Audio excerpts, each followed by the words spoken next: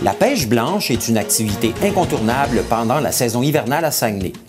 Pour assurer le bon fonctionnement des activités, le respect de l'environnement et le bon voisinage, nous vous invitons à suivre ces conseils et quelques rappels concernant la réglementation.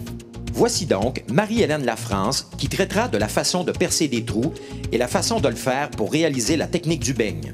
Seuls les trous d'un diamètre maximum de 20 cm sont autorisés dans la glace et ils peuvent être réalisés à l'extérieur comme à l'intérieur des cabanes à pêche. Les trous effectués à l'extérieur doivent se faire à une distance supérieure à 3 mètres de chaque mur de toute cabane. Les structures érigées pour permettre d'isoler les trous doivent être faites de matériaux pouvant être récupérés dans leur totalité au départ de la cabane à pêche.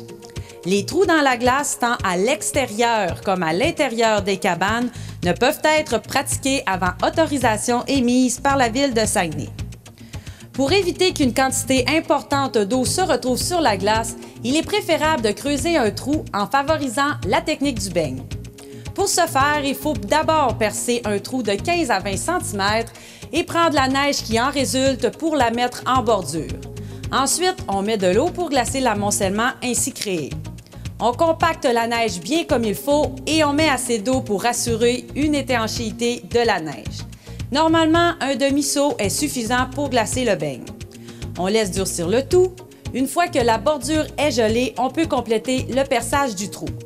Il y aura certainement une petite quantité d'eau qui atteindra la glace lors de la sortie de l'outil, mais par la suite, on peut constater que l'eau reste dans le beigne. Cette façon de procéder est la meilleure pour assurer que l'eau n'inonde pas les terrains.